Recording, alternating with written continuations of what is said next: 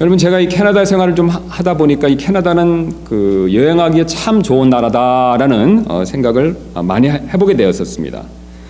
그래서 우리가 여행하다 보면 이렇게 숙소가 참 필요하고 묵을 필요가 있지 않습니까? 그래서 좋은 호텔들이 참 많은데요. 제가 한번 알아보니까 이 세계에서 가장 비싼 호텔이 어딘가라고 한번 이렇게 인터넷에도 조사를 해본 적이 있었습니다. 그래서 찾아보니 영국 언론인 텔그래프가 이 세계에서 가장 비싼 호텔 10곳을 조사한 적이 있었는데요. 그 중에서 이 3위부터 1위까지는 다음과 같습니다. 이 세 번째는요, 3위는요, 미국에 있는 뉴욕 포시즌 호텔이라고 하는데요. 예, 그림 보여주시면 감사하겠습니다. 이게 뉴욕의 이 중심가에 있으면서요, 360도 전방에 9개의 객실과 집사까지 두면서 하루에 미화 44,000불이라고 합니다. 숙박료가요. 그러니까 그 한국 돈으로 하면 4,300만 원 정도 되겠죠. 그 다음에 2위 한번 보여주시면 감사하겠습니다. 인도에 있는 라스펠리스라는 호텔인데요. 여기는 하루 숙박료가요, 미화로 45,000불, 하나로 하면 4,800만 원 정도 된다고 합니다. 보시는 대로 어떻습니까? 막 번쩍번쩍 하시죠? 예. 대리석, 모든 가구가요, 대리석 상하 금으로 이렇게 치장되어 있다고 합니다. 그 다음에 1위는요, 가장 비싼 1위는요, 스위스의 제네바에 있는 프레지던트 윌슨 호텔이라고 하는데요. 보여주시면 감사하겠습니다. 이곳은요, 하루 숙박료가 65,000불, 하나로 6,900만 원 정도 된다고 합니다. 그래서 이 보안이 세계 최고 수준이라서 이 빌 클린턴 전직 대통령이나 마이크로소프트웨어 회장인 이 빌 게이츠 회장이 그곳에 묵었던 호텔이라고 합니다. 여러분 보시니까 어떻습니까? 참 대단하지 않습니까? 그런데 더 제가 조사해 보니까요, 더 대단한 내용도 있었습니다. 다음 그림 보여주시면 감사하겠습니다. 이 디저트가요, 이게 세계에서 가장 비싼 디저트로 기네스북에 올라 있다고 합니다. 이 디저트 하나의 가격이 무려요 3만 불, 3,200만 원, 하나로 3,200만 원이라고 합니다. 저 디저트를요, 이 다이아몬드가 박힌 그릇에 담아서 금수저와 함께 주는데요. 이걸 다 먹고 나면 금수저하고 그 다이아몬드가 박힌 그릇은 가져가도 된다고 합니다. 여러분 어떻습니까? 참 대단하지 않습니까? 그런데 만약 누군가요, 이 비용을 대신 다 대주고 여러분을 이런 대단한 호텔에 보내주시고 그리고 이런 디저트를 먹게 해주셨다라고 잠깐 한번 상상해 보시기 바랍니다. 잠깐 상상의 나라를 펴시고 누가 이렇게 보내주셔서 이런 호텔에서 이런 디저트를 먹게 됐다라고 한번 생각해 보시기 바랍니다. 저와 함께 한번 잠깐 상상을 한번 해보시죠. 하루 숙박료가 7천만 원짜리인 호텔의 발코니에 있는 의자에 앉아서요, 3천만 원짜리 디저트를 금수저로 떠서 먹으면서 앞에 펼쳐져 있는 알프스의 전경을 보면 여러분 그 순간만큼은 세상 모든 근심, 걱정, 염려를 내려놓고 행복하고 기쁘지 않겠습니까? 그런데 불행히도요, 우리는 이 땅에서 이런 좋은 호텔에 결코 못 가볼 수도 있다는 것이죠. 아무나 갈 수 있는 곳은 아니지 않습니까? 그러나 여러분 감사하게도요, 이보다 비교할 수 없이 훨씬 더 좋은 집이 우리를 기다리고 있습니다. 여러분 이 집이 무엇인지 여러분 아십니까? 예, 천국이지요. 하늘입니다. 하늘에 있는 하나님의 집이 됩니다. 이 천국 즉 하늘은요, 이루 말할 수 없는 기쁨과 행복의 장소가 됩니다. 오늘 본문이 그 사실을 우리에게 보여주고 있는데요. 우리 본문으로 가서 다시 한번 보도록 하겠습니다. 지금 이 시편 16편은요, 우리가 잘 아시는 대로 다윗이 썼습니다. 그래서 우리 킹제임스 성경 보시면요, 그 1절 위에 다윗이 썼다라는 사실을 지금 분명히 보여주고 있죠. 그래서 구원받은 그리스도인인, 구원받은 사람인 다윗은요, 10절에서 죽음 이후에 자신의 구원받은 혼이 지옥에서 버림받지 않을 것이다 라는 사실을 지금 고백하고 있습니다. 10절 가서 다시 한번 보도록 하겠습니다. 이는 주께서 내 혼을 지옥에 남겨두지 아니하시고 주의 거룩한 자가 썩음을 보지 아니하게 하실 것이기 때문이니이다. 그 다음에 이어지는 11절에서요, 바로 천국 곧 하늘로 가는 생명길로 인도함을 받을 것이다 라는 것을 얘기하고 있죠. 지금 지옥에 가지 아니하고 반대로 천국 곧 하늘로 가는 그런 생명길로 인도함을 받을 것이다 라는 내용을 11절에서 말하는데요. 11절 보도록 하겠습니다. 주께서 생명의 행로를 내게 보이시리니. 그 다음에 이어지는 9절에서 주님께서 계신 천국을 다음과 같이 묘사하고 있죠. 주 앞에는 충만한 기쁨이 있고 주의 오른쪽에는 영원토록 즐거움이 있나이다. 아멘. 여러분 지금 다윗이 우리에게 무엇을 해주고 있습니까? 구원받은 사람은요, 그 혼이 지옥에 버림받음을 당하지 아니하고요, 주님이 가르쳐 주시는 생명의 행로를 따라서 하늘에 가게 될 것이고요. 그 하늘에 도착했었을 때 바로 주님 앞에 있는 충만한 기쁨과 영원한 즐거움을 보고 누리게 될 것이다 라는 사실을 가르쳐주고 있죠. 이처럼 하늘은요, 기쁨과 즐거움의 장소입니다. 그렇다면 왜 천국, 꼭 하늘이 이처럼 즐거움과 기쁨의 장소가 될 수 있을까요? 성경은 여러 가지 이유를 우리에게 가르쳐주고 있지만요, 우리가 오늘 시간 관계상 세 가지 이유만을 한번 살펴보도록 하겠습니다. 하늘 곧 천국이 기쁨의 장소가 될 수밖에 없는 첫 번째 이유는요, 하늘은 곧 우리의 욕구가 한없이 채워지는 그런 장소가 되기 때문에 그렇습니다. 여러분 잘 아시는 대로 사람은 어떻습니까? 욕구가 채워지면요, 만족과 기쁨과 즐거움을 누리시죠. 여러분 그렇지 않습니까? 그럼 욕구가 채워지지 않는다면요, 불만족과 고통을 느끼죠. 그런데 이런 욕구가 한없이 채워져서 만족과 기쁨을 최고로 누리는 장소가 바로 천국이 됩니다. 하늘이 된다는 것이죠. 제가 드린 이 말씀에 대해서 어떤 분들은 조금 의구심을 가지고 계실지도 모르겠습니다. 왜냐하면 우리의 욕구가 이렇게 한없이 채워지는 일은요, 이 부정적인 것이 아닌가라는 생각이 드시기 때문일 수가 있습니다. 물론 이 땅에 사는 동안 우리 안에 있는 죄성과 어떻습니까? 우리 밖에서 유혹하는 세상의 유혹 때문에 그것으로 인해서 우리가 가지고 있는 욕구가요, 죄로 발전할 수 있는 가능성이 매우 크죠. 그러나 우리가 여러분 잘 아시는 대로 하늘에는요, 죄가 없습니다. 죄가 없기 때문에 우리가 가진 욕구가 죄로 발전할 수 있는 가능성이 전혀 없지요. 하늘에서는요, 우리 안에 죄된 본성이 존재하지 않습니다. 우리 안에는 아무런 죄된 본성이 없습니다. 또 우리 밖에서 우리를 유혹하는, 우리의 본성을 죄되게 유혹하는 그런 악한 것들도 없다는 것이지요. 오히려 우리의 욕구는요, 하나님께 영광을 돌리는 온전한, 완전한 수단이 된다는 것이죠. 하늘에서 우리의 욕구가 사라지거나 제한될 것이다 라는 생각은 사실 성경에서 나오는 기독교의 가르침이 아닙니다. 그것은 불교의 가르침이라는 거죠. 오히려 하늘은요, 너희가 먹든지 마시든지 무엇을 하든지 다 하나님의 영광을 위하여 하라는 이 고린도전서 10장 31절의 말씀이 아무런 방해 없이 완전히 성취되는 장소가 된다는 것이지요. 이처럼 하늘에서 우리의 욕구는 죄된 것이 될 수 없기 때문에 하나님께서는요, 하늘에서 우리가 가진 욕구를 한없이 채워주셔서 큰 만족과 기쁨을 누리게 만들어주신다는 뜻이 됩니다. 그것도 우리가 가진 식욕처럼 인간의 가장 기본적인 욕구부터 채워주셔서 큰 만족과 기쁨을 누리게 해주고 계십니다. 여러분 한번 잘 생각해 보시기 바랍니다. 사람이 음식을 먹는 이유에는 크게 두 가지가 있지 않습니까? 첫 번째는 어떤 이유입니까? 안 먹으면 죽지요. 사람은 살기 위해서 분명히 음식을 먹을 필요가 있습니다. 그러나 그것만이 음식을 먹는 이유가 전부는 아니죠. 두 번째 이유는 바로 사람은요, 기쁨과 만족과 즐거움을 누리기 위해서 또한 먹는 일을 합니다. 그러나 천국에는 죽음이 존재하지 않기 때문에 우리가 죽지 않으려고 먹는 일은 없습니다.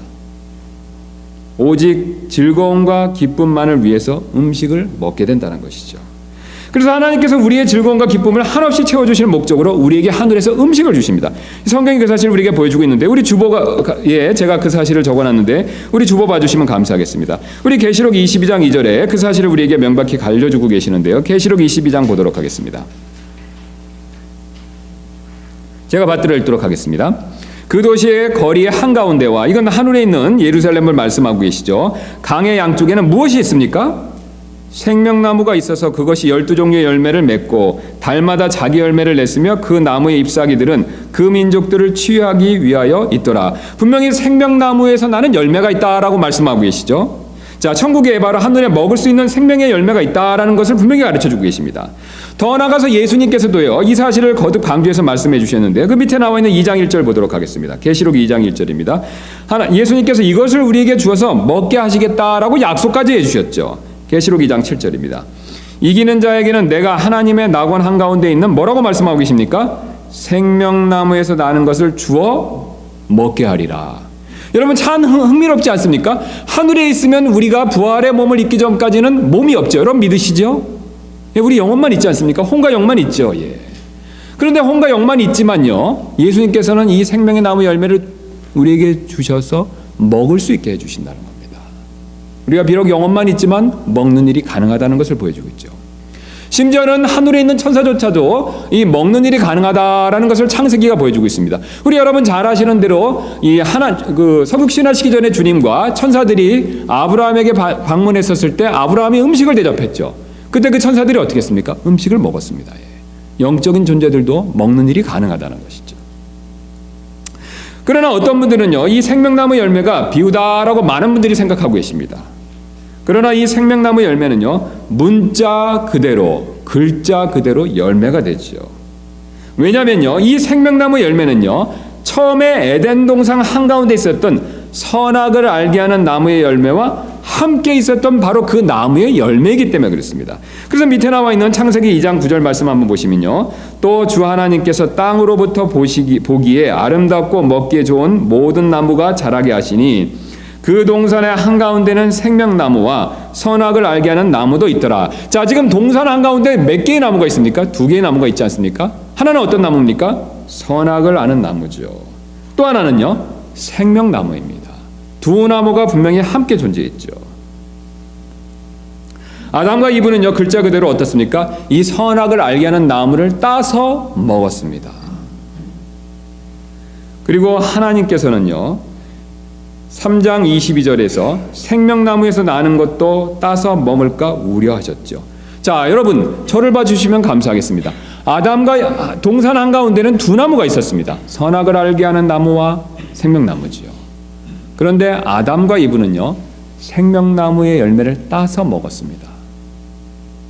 이것은 비유가 아니죠. 사실이죠. 그리고 하나님께서는 생명나무의 열매를 따서 먹을까 염려하셨죠. 선악을 알게 하는 나무의 열매가 글자 그대로 사실이라면요, 글자 그대로의 열매라면요, 생명나무 역시 어떻습니까? 글자 그대로 열매라는 것이죠.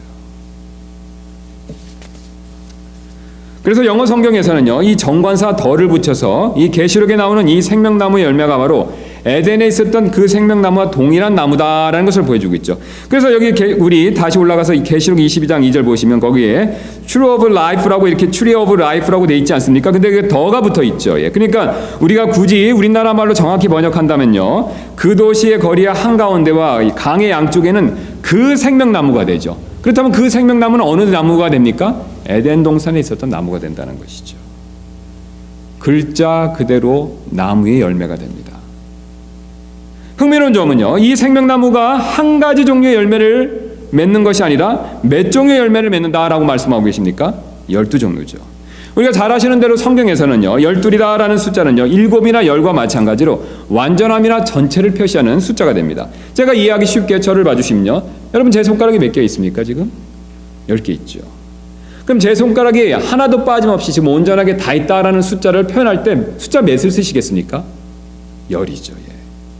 지금 제 손가락을 보고 열이다라고 했었을 때는요, 손가락이 열이 있다라고 했었을 때는요, 한 손가락도 빠짐없이 있을 것이 다 있다는 뜻이죠. 그래서 성경에서는 이런 의미로 10을 쓰고 있습니다. 10이다라고 하면 있을 것이 다 있다는 것이죠. 12 역시 마찬가지입니다. 10이다라고 하면 있을 것이 다 있다는 것이죠. 그래서 12지파라고 하면요, 있을 지파가 다 있다는 뜻이 됩니다. 그래서 지금 그 성경에서 그 원리대로 우리가 12열매다라고 하면요, 12종류라고 하는 뜻은요, 꼭 있어야 할 종류의 열매는 다 있다라는 뜻이 됩니다. 즉 우리가 꼭 맛보아야 할 정말 맛있는 맛을 내는 그 열매들은 빠짐없이 하나님께서 그 나무에서 다 열매 맺게 하신다라는 뜻이 되겠습니다. 즉 하나님께서 우리가 먹는 기쁨과 만족을 위해서요, 꼭 맛보아야 할 열매들을 빠짐없이 다 먹게 하신다라는 뜻이 되겠습니다. 여러분, 우리가 이것을 생각하면 얼마나 기쁩니까? 우리가 이 땅에서 먹을 것이, 맛있는 것이 참 많지만요, 이 맛있는 것을 만드신 주님께서요, 하늘에서요, 특별히 생명나무에서요, 12가지 종류를 다 준비해 놓으시고요, 최상의 최고의 것으로 우리를 맛보게 해주신다는 것이죠. 어떤 분은 하늘에서 너무 많이 먹으면 이 다이어트 걱정을 해야 되지 않을까라고 걱정하실 텐데, 그럴 염려는 없습니다. 우리가 몸을 두고 가기 때문에 살찔 염려가 없죠. 온전한 기쁨과 만족을 누리면서 주님과 함께 하늘에서 영원히 거하게 된다는 것이죠. 그뿐만 아니라 주님께서는 다른 욕구들도 우리를 위해서 채워주시죠. 이 사람은 어떻습니까? 누구나 좋은 집에 거하고 싶은 욕구가 있죠. 여러분, 앞에서 제가 보여드리는 호텔과 같은 집에서, 그런 숙소에서 묵고 싶지 않은 사람이 누가 있겠습니까? 모든 사람들이 다 원하는 것이죠. 그런 좋은 집에서 거하고 싶은 욕구를 채워주시기 위해서 주님께서는요, 하늘에 우리가 거할 처소를 미리 마련해 놓으셨습니다. 그래서 요한복음 14장 2절 말씀 보시면요, 이렇게 말씀하고 계시죠. 우리 다 같이 한번 큰 소리로 받들어 읽도록 하겠습니다. 시작.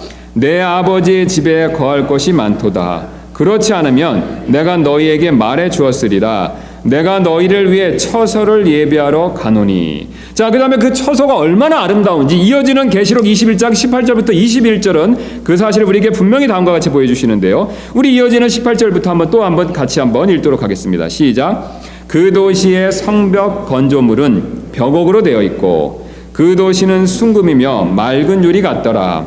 그 도시의 성벽 기초들은 온갖 종류의 보석들로 장식되었는데 첫째 기초는 벽옥이요, 둘째는 사파이어요, 셋째는 옥수요, 넷째는 에메랄드요, 다섯째는 홍만호요, 여섯째는 홍보석이요, 일곱째는 귀감남석이요, 여덟째는 녹주석이요, 아홉째는 황옥이요, 열째는 녹옥수요, 열한째는 청옥이요, 열두째는 자수정이더라.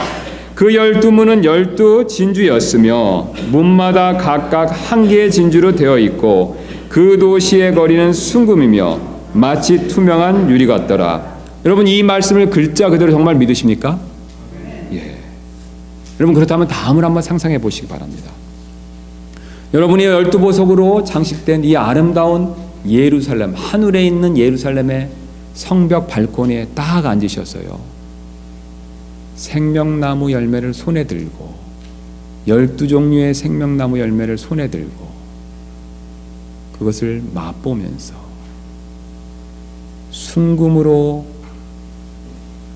포장된 예루살렘을 바라본다면요, 하늘의 도성을 바라본다면요, 여러분, 사실 우리가 그 순간에 얼마나 큰 행복감을 느낄 수 있겠습니까?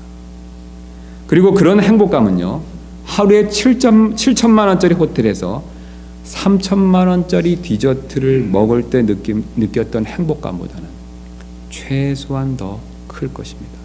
여러분, 왜 그렇습니까? 천국은 아무리 못해도요, 이 호텔보다 더 나은 곳이 분명하기 때문에 그렇죠. 이처럼 천국은 우리의 욕구가 제약받는 곳이 아니라 오히려 우리의 욕구가 완전히 채워지는 곳이 됩니다.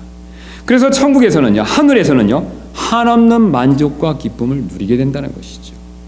그 결과 우리는 이런 만족과 기쁨을 주신 하나님께 영광을 저절로 돌릴 수밖에 없죠. 여러분, 만약에 제가요, 그런 능력은 없지만 여러분들에게 그런 7천만 원짜리 호텔에 묵게 드리면 여러분 어떻게 하시겠습니까? 저한테 조금은 감사하시겠죠? 예.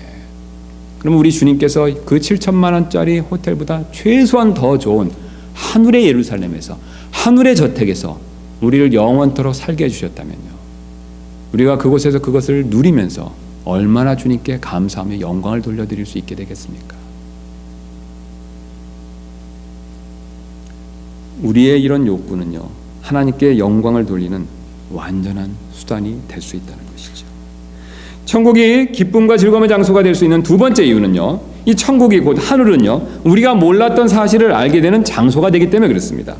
우리는 때때로 몰랐던 어떤 사실을 알게 될 때 크게 감동을 받고 기뻐할 때가 있죠. 여러분, 그런 적 있으시죠? 내가 어떤 몰랐던 일을 알게 되었을 때, 나중에 알게 되었을 때 그것을 위해서 크게 감동과 기쁨을 누리는 때가 종종 있지 않습니까? 예. 이 미국의 한 라디오 방송에서요, 올리 닐이라고 하는 이름을 가진 은퇴한 한 흑인 목사가 어떻게 해서 불량 학생이었던 자신이요, 이 판사직에까지 이르게 되었는지 그것에 대한 회고담을 방송한 적이 있었다고 합니다. 이 닐 판사는요, 올리 닐 판사는요, 이 1950년대 이 아칸소주 작은 도시에서 고등학교를 다니면서 이 공부하는 담을 쌓은 채 싸움질과 욕설에만 실력을 인정받는 아주 골칫거리 학생이었다고 합니다. 이 올리는요, 12학년 때 어느 날 수업을 빼먹고 이 학교 도서관에 들어가서 1시간 동안 숨어 있기로 마음을 먹었다고 합니다. 별 목적도 없이 책장 사이를 왔다 갔다 하다가 한 책의 겉표지가 눈에 띄어서 호기심에서 그 책을 집어서 읽기 시작했습니다. 나중에 알게 된 일이지만요, 그가 우연히 집었던 책은요, 이 당시에는 별로 이름이 나지 않았지만 수년 후에 최초의 흑인 베스트셀러 작가로 유명해진 프랭크 에르비라는 사람이 쓴 소설이었다고 합니다. 이 책 스토리의 재미를 느낀 이 올리는요, 그 책을 빌리기로 이렇게 마음을 먹었다고 합니다. 그런데 문제가 있었습니다. 대여 담당 여학생들이 자기가 책을 빌리는 것을 보면요, 친구들에게 소문을 낼 것이고, 그렇게 되면 틀림없이 욕설과 싸움질의 실력자라는 자신의 명성에 금이 갈 것이기 때문에 그 걱정에 그 학생들 앞에서 대화를 하기 어려워했었다는 것이죠. 그래서 국립 끝에 올리는요, 책을 대여하는 대신에 몰래 그 책을 이 품속에 숨겨서 가지고 나가게 되었습니다.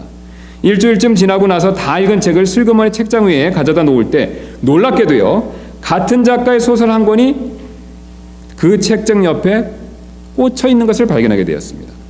그럼 어디 이 책도 한번 읽어볼까라는 생각에 이번에도 책을 옷 속에 감추고 다시 가지고 나왔다고 합니다. 두 번째 책을 다 읽고 다시 제자리에 갖다 놓는 올리의 눈에 또다시 같은 작가의 또 다른 책이 거기 있는 것을 발견하게 되었다고 합니다. 그래서 그는 다시 그 책을 또 몰래 가지고 나와서 읽고요, 되돌려 놓고 하는 일을 반복하면서 그 학기 동안에 무려 같은 작가의 책을 4권이나 읽는 그 인생에서 최고의 기록을 세우게 되었다고 합니다. 자기도 모르는 사이에 책 읽는 재미에 빠지게 된 이 올리는요, 뒤늦게 발견한 독서열 덕택에 대학 진학의 길이 열렸고 계속해서 공부해서 법과대학까지 진학할 수 있었다고 합니다. 그리고 마침내 그는요, 불량소년의 밑바닥 인생을 벗어나서 이 악한 소주 항소법원 판사라는 이 고위직에까지 오르게 되었는데요. 그런데 그 이야기는 여기서 끝이 나는 것이 아닙니다. 이 고등학교를 졸업한 지 10년 후에 동창 모임에 참석한 올리는요, 자신이 옛날 책을 숨겨나왔던 시절 그 도서관에서 근무했던 그레디 여사를 뜻밖의 그곳에서 만나게 되었습니다. 그리고 그 자리에서 올리는요, 그레디 여사가 자기가 책을 몰래 가지고 나간 것을 알고 있었지만 올리가 책을 숨겨나가려고 하는 사정을 짐작하고는 일부러 모른 척 해주었다고 합니다. 그 이야기를 듣게 된 것이죠. 이뿐만 아니라 그레디 여사가요, 어떻게 해서든지 이 올리의 책 읽는 관심을 지속시키기 위해서 80km나 떨어진 멤피스까지 운전을 해서 계속해서 같은 작가의 책을 구입해서 책장에 꽂아 놓았다라는 사실을 뒤늦게 알게 되었습니다. 결국 올리 판사는요, 자신이 3권의 책을 추가로 읽을 수 있도록 그렇게 도와줬던 사람이 바로 이 그레디 여사의 배려 때문이었다라는 사실을 뒤늦게 알게 되었다는 것이죠. 여러분, 이 사실을 알게 됐을 때 이 올리 판사의 마음이 어떻겠습니까? 정말 큰 감동과 감사를 느끼게 되겠죠. 사실 여러분, 천국에 있어서 우리가 천국에 가서도요, 우리에게도 같은 일이 벌어지게 될 것입니다. 천국에서 우리가 하나님을 만나 뵙게 되었었을 때 사실 하나님께서는요, 주님께서는요, 우리의 인생의 모든 일에 대한 설명을 다 해주시겠죠. 합력하여 선을 이루시기 위해서 그때 왜 그런 일을 허락하셨는지, 그때 왜 그런 어려움을 막지 않으셨는지 그 모든 이유들을 다 알게 될 것이겠죠. 그리고 그 깊으신 뜻과 이유를 알게 되었었을 때 우리는 사실 오늘 제가 말씀드렸던 올리 판사처럼 큰 감동과 기쁨을 분명히 느끼게 될 것입니다. 또한 내 주변에 왜 그때 그런 사람을 놓아두셨는가를 알게 되었을 때 역시 큰 기쁨과 감동을 느끼게 되겠죠. 여러분, 올리 판사의 눈에는 어떻습니까? 도서관에 같은 책이 계속해서 꽂혀 있는 것이요, 꼭 우연처럼 보였지만요, 사실 그것은 그레이디 여사가요, 선한 목적을 가지고 베풀어준 일이지 않습니까? 마찬가지로 우리 눈에도요, 지금 우리 주변에 벌어지는 일들이 때때로 우연처럼 보이고 또 큰 의미가 없는 것처럼 보이고 때때로는 좌절할 일처럼 보이지만요, 사실은 하나님께서, 선하신 하나님께서 선한 목적을 가지고 행하시는 일들이 맞다는 것이죠. 그리고 우리는 천국에서 하나님의 이 모든 선한 뜻을 분명히 알게 될 것입니다. 그리고 우리는 하나님의 그 선하신 뜻을 알게 되었을 때 분명히 크게 감동하며 기뻐할 수밖에 없다는 것이죠. 우리는 그 선하신 뜻을 당장 모를 수 있습니다. 저와 여러분 모두가요, 인생에 있는 어려움에 대해서 그 이유가 무엇인지, 왜 주님이 그것을 허락하셨는지 우리의 짧은 지혜로는요, 분명히 다 알 수 없을 수도 있습니다. 그러나 하늘에 가면 주님께서 그 모든 내용들을 다 소상히 설명해 주실 것입니다. 우리 주님은 선하신 분이십니다. 우리 주님은 변함없이 우리를 사랑하시지요. 그분은 절대로 악한 의도와 나쁜 마음을 가지고 우리에게 어려움을 허락하시는 분이 아니라는 것이지요. 주님은 깊은 뜻과 계획과 목적을 가지고 계십니다. 우리는 그 사실을 믿을 필요가 있습니다.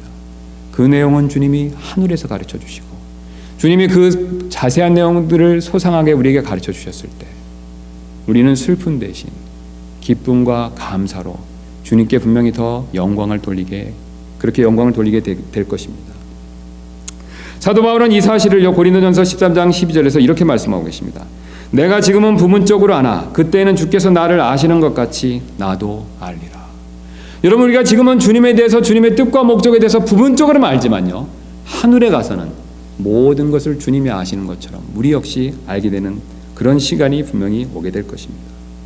이처럼 우리는 천국에서 하나님께서 합력하여 선을 이루실 일에 대한 상세한 과정을 알게 되었을 때 분명히 큰 감동과 기쁨을 느끼게 될 것입니다. 천국이 바로 하늘이 기쁨과 즐거움의 장소가 될 수 있는 마지막 이유는요, 이 천국은 바로 사랑이 넘치는 장소이기 때문에 그렇습니다. 이 사람들은 어떤 것을 좋아하거나 사랑할 때 자연스럽게 기쁨을 느끼게 됩니다. 여러분, 그렇지 않습니까? 누군가를 사랑하면요, 그 사람을 만나기만 해도 어떻습니까? 기쁘지 않습니까? 그래서 일례로 사랑하는 연인들은 어떻죠? 서로 쳐다보기만 해도 기쁘죠. 예, 우리 지금 결혼할 커플이 있는데요, 그분들은 서로 보기만 해도 지금 기쁘실 겁니다. 기뻐하시네요, 지금 보시고. 또 손주를 사랑하는 할머니들은 어떻습니까? 손주를 사랑하는 할머니 할아버지들은요, 손주를 보기만 해도 어떠십니까? 기뻐하시지요. 또 아이들을 사랑하시는 분들 역시 어떻습니까? 아이들을 보기만 해도 기뻐하시죠. 또 사랑할 때 기쁨을 느끼는 일은요, 이 물건이나 일을 대할 때도 마찬가지죠. 쉬운 예로 어떻습니까? 돈을 좋아하시는 분은요, 이 돈을 주머니에 이렇게 넣고 계시만 해도 어떻습니까? 기분이 좋으시죠. 또 돈을 꺼내서 이렇게 보면 어떻습니까? 나도 모르게 미소를 지을 때도 있죠. 이처럼 사람은요, 뭔가를 사랑할 때 분명히 기쁨을 느끼게 됩니다. 천국에서도 동일한 일이 벌어지게 됩니다. 천국에는 사랑스러운 대상만 존재합니다. 여러분, 왜 그렇습니까? 천국에는요, 혐오스럽거나 더러운 것들이 절대로 존재할 수 없기 때문에 그렇죠. 이 사실을 계시록 20장 27절은 이렇게 말씀하고 계십니다. 더럽게 하는 것은 어떤 것이든지 결코 그것으로 들어가지 못하며 또 무엇이든지 가증한 것을 이루게 하거나 거짓말을 지어내는 것도 들어가지 못하되. 여러분, 천국에는요, 하늘에는 더럽고 가증하고 추한 것이 없습니다. 오직 선하고 아름답고 사랑스러운 것들만 존재한다는 것이죠. 그래서 이렇게 선하고 아름답고 사랑스러운 것들을 우리가 볼 때요, 나도 모르게 기쁨과 즐거움과 만족을 느끼게 된다는 것이죠. 그래서 천국에 어디를 가더라도요, 사랑스러운 대상만 존재하기 때문에 사실 천국에 어디를 가든지 기쁨이 저절로 넘쳐날 수밖에 없습니다. 저는 종종 그런 생각을 합니다. 우리가 계시록에 읽었었던 그 천국 하늘도성의 모습을 볼 때요, 내가 그것을 걸어다니게 될 텐데 갈 때마다 아름다운 곳이 있으니 얼마나 기쁠까라는 생각을 종종 할 때가 있습니다. 또 천국에서 누구를 만나든지요, 다 사랑스러운 모습으로 이렇게 변화되어 있을 것이기 때문에 사실 누구를 만나든지 기쁨이 넘쳐날 수밖에 없다는 것이죠. 여러분, 주변에 있는 분들, 가족이나 여러분이 아시는 분들 만났을 때 그분들이 얼굴에 우거지상을 하고 여러분을 뵈면 어떻습니까? 절대로 기쁘지 않지 않습니까? 그러나 천국에는 그런 걱정과 염려가 없습니다. 모든 분들이 영화롭게 변화되어서 사랑스러운 존재가 됐기 때문에 만날 때마다 저절로 기쁨과 즐거움이 넘친다는 것이죠. 게다가 천국에 있는 사람들은 겉모습만 사랑스러운 것이 아니라요, 마음조차도 사랑스러울 것이기 때문에요, 이 만나면 만날수록 어떻습니까? 기쁨이 더 넘쳐날 수밖에 없죠. 우리가 사람을 만나면 만날수록요, 그 사람의 속을 더 중요하게 생각합니다. 그 사람의 속이 드러나죠. 근데 그 사람이 정말 착하고 좋은 사람이면 어떻습니까? 만나면 만날수록 그 사람이 좋을 수밖에 없죠. 여러분, 하늘에서도 똑같은 일이 벌어집니다. 우리 안에 어떤 죄성도 없기 때문에 우리가 천국에서 같은 성도들을 만나서 서로 교제할 때요, 계속해서 끊임없는 기쁨과 즐거움이 넘쳐난다는 것이죠. 왜냐하면 우리 안에 선한 것들만 존재하고 그 선한 것들이 계속해서 넘쳐나기 때문에 사실 서로를 미워하거나 싫어할 이유가 전혀 없다는 것입니다. 그래서 우리가 구원받았지만요, 이 땅에서 속을 썩이는 이 구원받은 내 가족이나 동료 그리스도인들조차도 천국에서는 아주 사랑스러운 존재로 변할 것이기 때문에 다시 만나도 분명히 반가울 것입니다. 그러니 옆에 계신 동료 그리스도인들이 조금 마음에 들지 않더라도 참으실 필요가 있습니다. 천국에서는 이처럼 다 사랑스러운 존재로 바뀔 것이기 때문에 우리는 다시 만났을 때 정말로 반가울 것입니다. 그리고 그 무엇보다도 하나님 아버지와 우리를 위해서 죽으시고 부활하신 예수 그리스도, 그분을 만났었을 때 우리는 사실 무한한 기쁨과 즐거움을 누리게 될 것입니다. 왜냐하면 우리 하나님께서는요, 아버지 하나님과 아들 하나님께서는 사랑이시기 때문에 그렇습니다. 하나님이야말로 사랑 그 자체이시기 때문에 가장 사랑스러운 존재가 되신다는 것이죠. 그러므로 우리는 사랑이신 하나님 아버지와 예수님 뵐 때 형언할 수 없는 무한한 기쁨을 분명히 누리게 될 것입니다. 이처럼 사랑의 하나님께서 천국을 사랑의 세계로 만드셨기 때문에 우리는 천국의 넘치는 사랑으로 인해서 무한한 기쁨을 누릴 수밖에 없다는 뜻이 됩니다. 그러므로 구원받은 우리는요, 천국에 갈 준비를 사실 이 땅에서부터 지금부터 할 필요가 분명히 있습니다. 지금까지 살펴본 것처럼 천국은요, 하늘은 완전한 만족과 기쁨의 장소가 됩니다. 그러므로 우리가 천국에 있는 그 어떤 사람도요, 사실 시기심을 느끼지 못한다는 것이죠. 여러분 왜 그렇습니까? 이 천국에 있는 모든 사람들이요, 완전한 만족을 누리기 때문에 서로 시기할 일이 없습니다. 시기심은 천국에서 아주 낯선 일이 된다는 것이죠. 그러므로 우리는 이 땅에서부터요, 시기심을 갖지 않도록 미리 연습할 필요가 있습니다. 돈에 대한 시기심, 명예에 대한 시기심, 남이 뭔가를 잘하는 일에 대한 시기심이 있다면요, 여러분 우리는 지금부터 부지런히 버릴 필요가 있습니다. 우리가 하늘에 있는 동안 영원토록 참 만족과 기쁨과 즐거움을 누릴 것이기 때문에 그곳에서는 시기심을 느낄 이유가 전혀 없기 때문에 우리는 이 땅에서부터 시기심을 버릴 필요가 분명히 있습니다. 이와 더불어 천국에 있는 그 어떤 사람도 사실은 교만해질 수 없다는 것이죠. 우리가 사실 이 땅에서 자신이 뭔가 업적을 성취하고 뭔가를 더 많이 알고 또 뭔가를 더 잘하면요, 쉽게 교만해질 수가 있습니다. 그러나 천국에 가게 되면요, 이 모든 일에 관해서 어떻게 하나님께서 섭리 가운데서 우리를 도와주셨는가를 분명히 알게 되겠죠. 여러분 사실 우리가 성취한 것 모든 일들 배경 뒤에는요, 모든 일 뒤에는요, 누가 계셨습니까? 하나님이 계셨습니다. 우리는 이 땅에서 그것을 100% 아니 50% 정도밖에 인정하지 못할 수도 있습니다. 그러나 우리의 인정하는 정도와 상관없이 하늘에 가게 되면 하나님께서 안 보이게 얼마나 섭리 가운데서 우리를 도와주시고 이끌어 주셨는지를 우리는 분명히 확실히 알게 될 것입니다. 하나님께서 도와주신 것을 분명히 알게 되었을 때요, 이 땅에서 교만한 마음을 품었던 일이 오히려 부끄러운 일이 되겠죠. 만약 앞에서 말씀드렸던 이 올리판사가요, 동창생 모임에서 나는 오직 내 힘으로 자수성가했습니다 라고 떠버리고 자랑했다면요, 그 그레이디 여사 앞에서 얼마나 창피했겠습니까? 사실 여러분 우리도 마찬가지가 됩니다. 우리가 지금 교만한 마음을 품고 자랑하는 일이요, 사실은 반대로 천국에서 부끄러움을 당할 일이 될 수도 있다는 것이죠. 그러므로 우리는요, 지금부터 교만한 마음과 헛된 자랑을 버릴 필요가 있습니다. 우리를 도와주시는 하나님의 보이지 않는 은혜를 생각한다면요, 사실 우리는 이 땅에서 자랑할 것이 없죠. 여러분 자랑할 것이 있다면요, 사도 바울의 고백처럼 우리를 하늘로 천국으로 인도하신 예수 그리스도, 우리는 그분만 자랑할 필요가 있습니다. 오히려 우리 자신을 로마서 12장 1절 말씀처럼 살아있는 희생물로 주님께 겸손히 내어드려야 될 필요가 있다는 것이죠. 우리가 이렇게 겸손히 자신을 드렸을 때 주님께서 장차 천국에서 더 큰 기쁨과 즐거움으로 우리를 반드시 채워주실 것입니다. 그러므로 우리는 천국에서 더 큰 기쁨과 즐거움을 누리기 위해서는요, 이 땅에서 반대로 지금부터 더 많이 절제하고 더 많이 인내할 필요가 있습니다. 또한 이 자리에 아직 구원받지 못한 분들이 혹시 계시다면요, 이 천국에 갈 수 있도록 바로 지금부터 준비할 필요가 있습니다. 여러분 구원받지 않은 사람은요, 이 좋은 천국에 갈 수 없고 오히려 지옥에 간다는 사실을 분명히 깨달을 필요가 있습니다. 나이에 관계가 없습니다. 나이가 많든지 적든지 우리는 이 사실을 분명히 이 말씀을 들었을 때 인정할 필요가 있죠. 천국은 우리의 욕구가 무한히 충족되는 곳이지만 반면 지옥은 우리의 욕구가 전혀 충족되지 않는 고통의 장소가 됩니다. 누가복음 16장에서 부자가 말한 것처럼요, 물 한 방울도 먹을 수 없는 고통의 장소가 된다는 것이죠. 우리의 갈증이 전혀 해결되지 않는 곳입니다. 뜨거움은 제쳐놓고라도 물 한 방울도 먹을 수 없는 그런 갈증이 계속되는 곳이라는 것이죠. 또한 천국은 사랑스러운 사람과 사랑스러운 것들만 존재하는 그런 장소가 됩니다. 그러나 지옥은 정반대로요, 악한 죄인들과 징그러운 벌레 같은 것들만 존재하는 장소가 되죠.